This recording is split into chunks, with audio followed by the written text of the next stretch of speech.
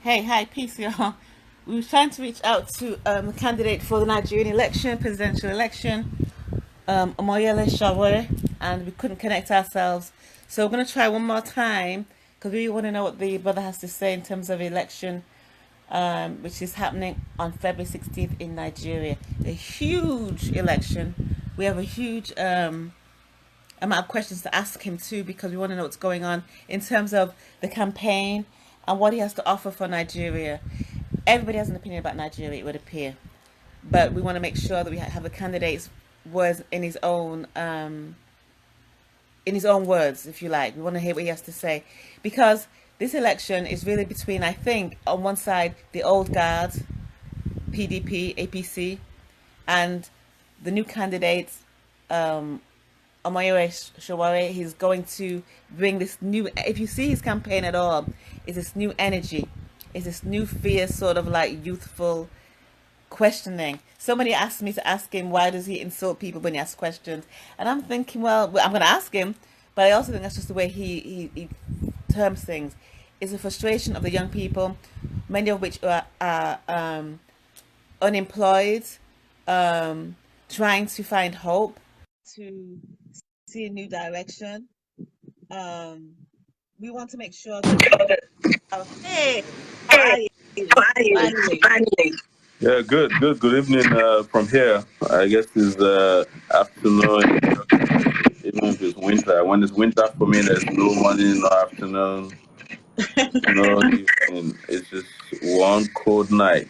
Well, the good news is you know Jersey. Yes, So it's going to understand how it is here. I have to ask you, sir, how is the campaign going? it's going very well. We brought a brand new style of campaigning into the Nigerian political system, and it has put the old guys in trouble because now they have to go out there and campaign. They have to make promises. They have to take questions. They have to do town hall meetings that they've never done before. They're used to parachuting into rallies and just some party signal, they wave the logo, and then they hire musicians, and then they run away. They never answer questions. They never explain to people how they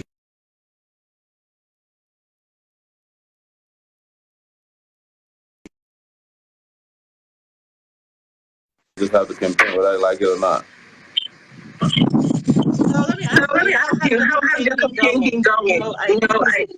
I've seen you yesterday when I campaign. I've seen you all over the place for Maurice, Ibadan. I know you've been everywhere. The other day, spoken to Emir, Obansi, to everybody.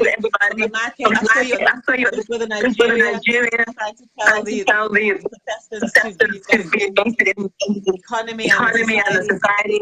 As much as they are hopeful to be on that TV show. Yeah, we've been pretty much everywhere. We've had over 200 engagements, maybe some 250 engagements with market women, students. We've been to churches, we've been to mosques, we've been to traditional institutions. We've been over land, flying. We've been on ground, driving several kilometers, miles. We've been in the bush, we've been in the park, we've been to IDPs, internally displaced persons camps, rivers, and we've been in streams. We swam, we ran, we drove, we've been on bikes. It's been an amazing experience, an amazing journey through Nigeria, the real Nigeria that most people don't know and that most people don't want you to know. 80% of which is ungoverned territory. Politicians here don't govern anywhere. They only govern capitals, and if they're lucky from their villages, maybe they get to you. Otherwise, they don't care about anybody. What do you say people that you are a young candidate, you've not experienced in government, what do you know in terms of electoral politics and legislation and the issues that Nigeria is facing? What would you say to that? I just today's Sunday, I say, Father, forgive them because they don't know what they're saying. Because the question you should ask yourself is that the politicians that have experience, what did they do here? How did they govern the country? The ones that have been around since Lord Lugard left us. They're the worst form of characters. It's not about experience, not that type of experience which is in looting the country, destroying the economy, carrying out assassinations, deceiving people, dividing and conquering them with religion, ethnicity, tribalism, that's not the kind of experience we need. We need experience in character. We need experience in conviction. We need experience and integrity. And I have a lot of that. And that is what is going to take this country out of the woods right now. And I don't think anybody is asking that question a lot anymore because they have seen the difference between the experience of coming to politics and the difference that has been running the system before now. So, and we're just a few days, and we came from nowhere.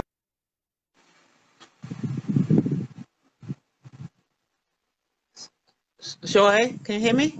I seem to have lost you. Sorry. We are today Nigeria's most popular political party, aside from the two major political parties whose popularity is defined by bloodshed. Uh-huh. So let me ask you, you said you've come from nowhere to where you are now. Do you have structure in place? Especially, let me say, there's going to be 120,000 polling stations. Do you have the elected agents to monitor what's going on at the polls come the 16th?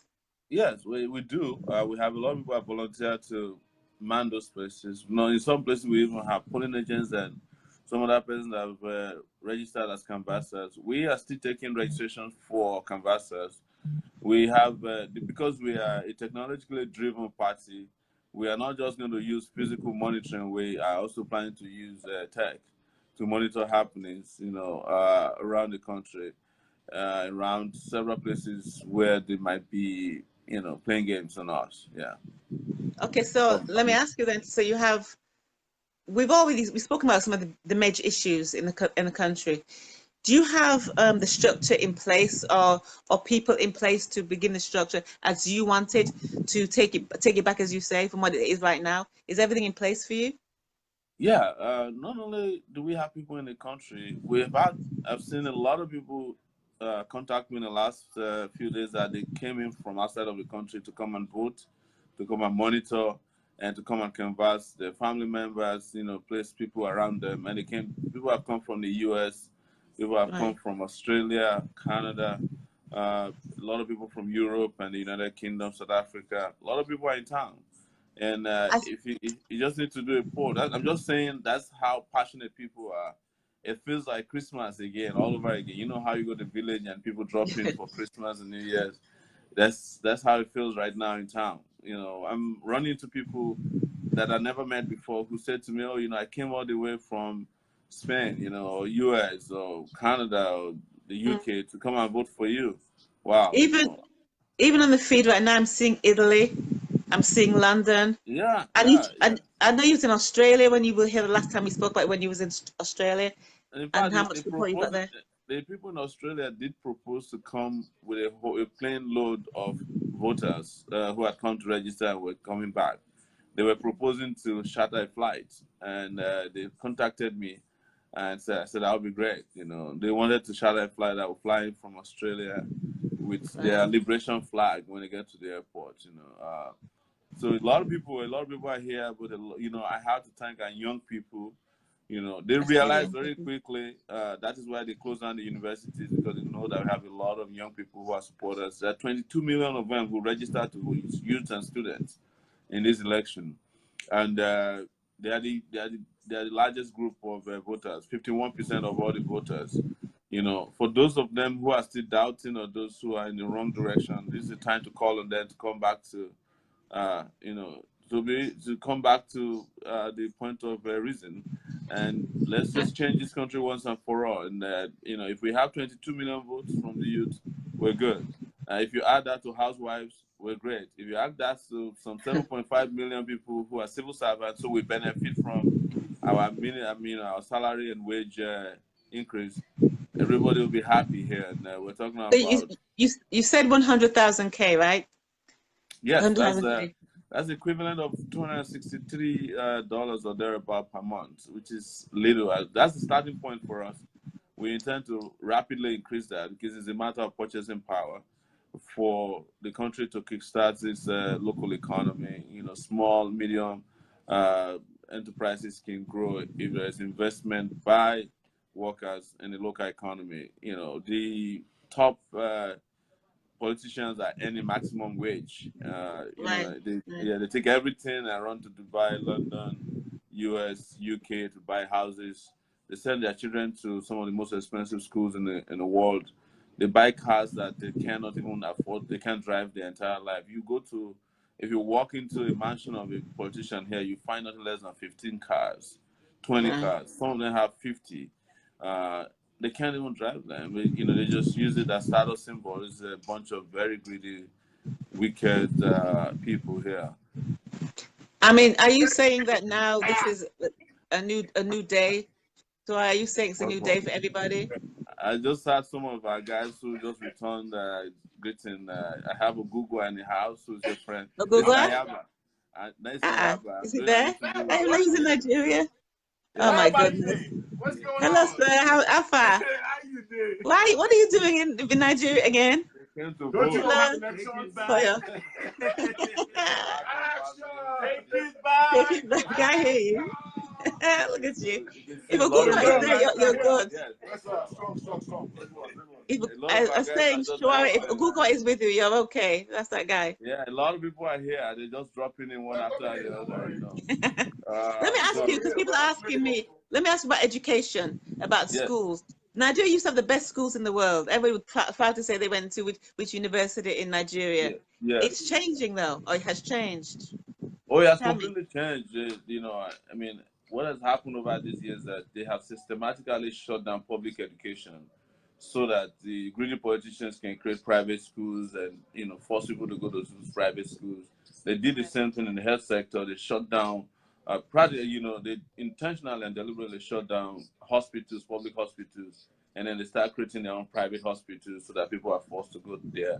And when they create private hospitals, by the way, they can't go there. They still take money meant for public hospitals to go for medical treatment abroad. You know, President Buhari spent about 4 months in a Mm, London hospital. It yeah. cost about £2,000 every night to pay for a room in one of those hospitals. He spent about 5,000 euros parking the presidential jet at in the UK in one of the health. I think it was Stansted. We monitored this for 4 months. You know, that is enough to pay minimum wage for a lot of workers at 100,000 naira. So they don't care about people here. They don't care about you. They don't care about me. They care about themselves, and they exist only to stand in the way of progress. Otherwise, Mm, why would somebody who is sick, who is suffering dementia? I mean, publicly you can tell that President Buhari has dementia. Why would you stand in the way of progress of a nation that has the youngest population in the world?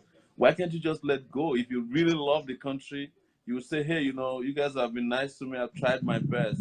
Come on, listen.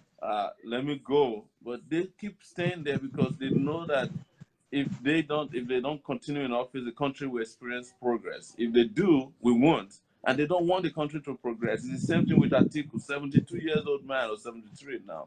You know, engaged in corruption thoroughly over these years. He knows that he doesn't have any ideas that can grow Nigeria's economy. The only thing he wants to do is to grant amnesty to all the people who stole money from Nigeria. He wants to sell the NNPC. Meanwhile, in between 1999 and 2003, and beyond 2007, while he was VP, he was in charge of selling public enterprises. They sold a lot of enterprises, you know, for below the market rate. Nothing was gotten from. None of them are functioning. People lost their job. Meanwhile, he was able to set up a university that nobody can afford to go to if you're not, Hmm. you know, he, principal at that time, Obasanjo, also set up a university. So I'm just using that to address the public education issue. But I'm a product of public education. I went to a primary school in my village. You know, I went to a secondary school in my village, and I went to the University of Lagos, which was a public university, and that was how I became who I am today. before I traveled to the US and went to Columbia University. If I went through all of this and I could cope at Columbia University, you would have imagined what people would be doing in the world if they had a chance to have fantastic public education that used to be the pride of the world in Nigeria.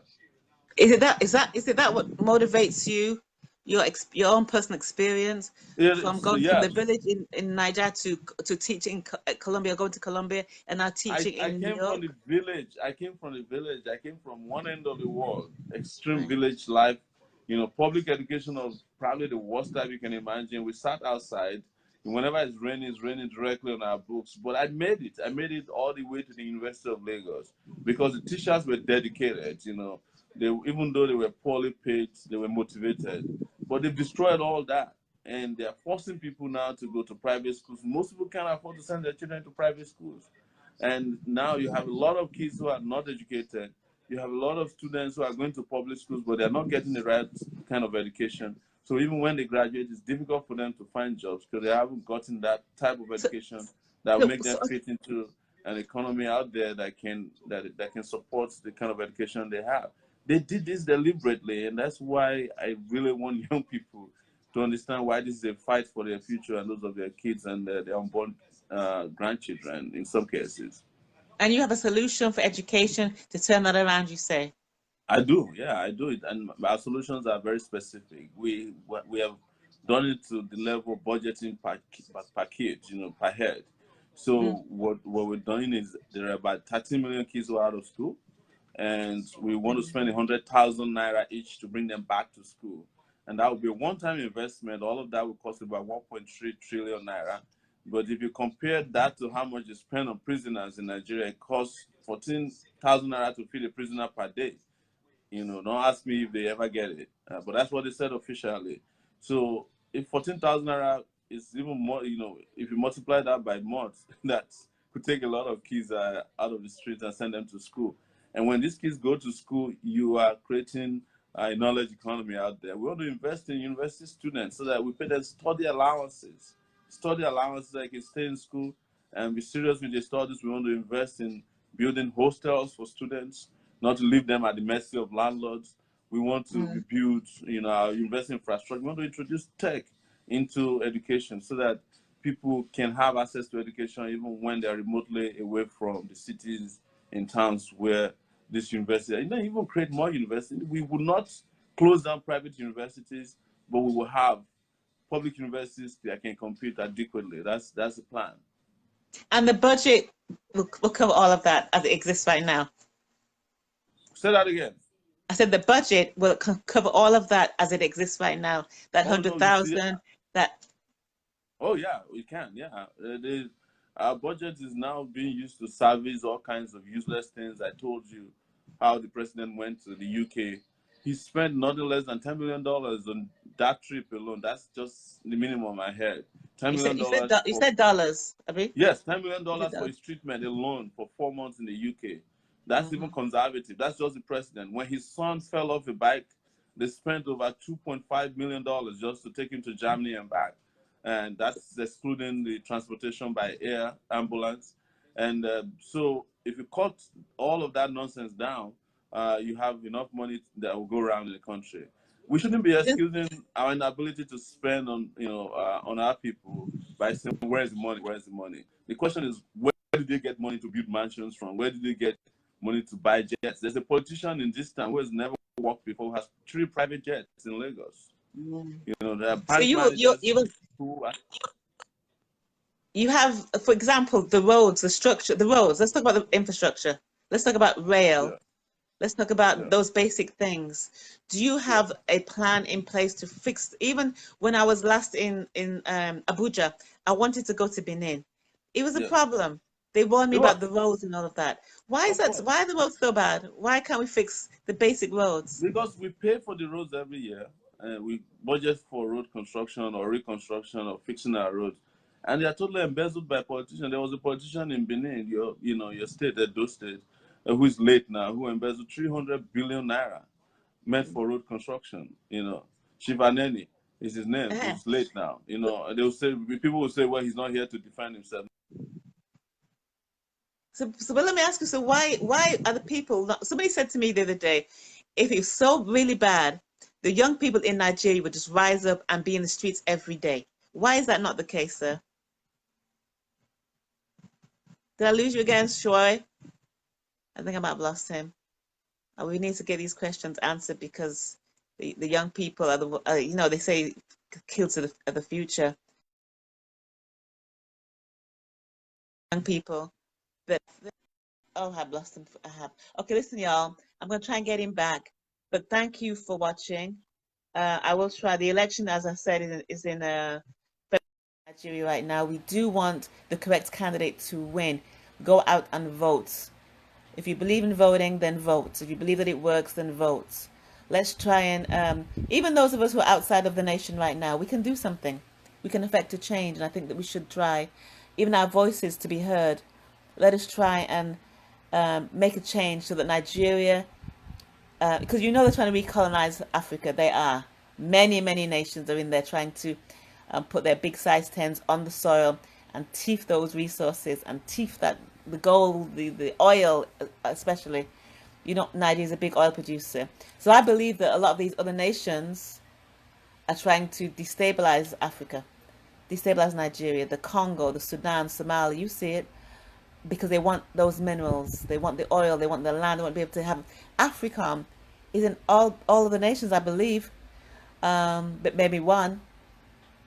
Why is the U.S. military and the European military in Africa so strong? For what purpose? Because they want the resources. So listen, we can definitely affect a change, whether we're on the continent or without it. Just make sure that we let them know we see the neo-colonialists. We see the recolonization trying to happen. We have to play our parts. We need someone that we can go to, right? You don't know what's going to happen in this nation, what's going to happen in the UK, in Europe in general. Let us try to do what we can to affect a change for us. Thank you all for listening. I appreciate you. I'm going to try and do this again before the election if I can, because we want to know, right? All right, keep it strong. I understand somebody say the UK created some, well, anyway. Okay, let me stop because I'm going to go rambling on. You know how I do. Back to basics, Nayaba Arinde. Thank you for tuning in. I am going to try and get him back maybe in a couple of days, but you know his schedule is crazy busy. I do appreciate him giving us this much time. And you see he's got the US crew there anyway, Google, Uelu, getting things done. Let us try to do what we can. And you know, I always say the fight is wherever you are. I see now in Brooklyn, for example, where I am, there is a jail which is without heat or hot water. We had a polar vortex on Monday, I think it was, where it was like below, it was minus X amount of degrees. It was freezing. This particular jail is without heat or hot water. There are hundreds of people outside that jail protesting as we speak right now. The fight is wherever you are. Let's get busy, y'all. Appreciate everybody. Thank you for tuning in. Sowore, peace to you and the family. Odili, I see you. Thank you for tuning in. Peace.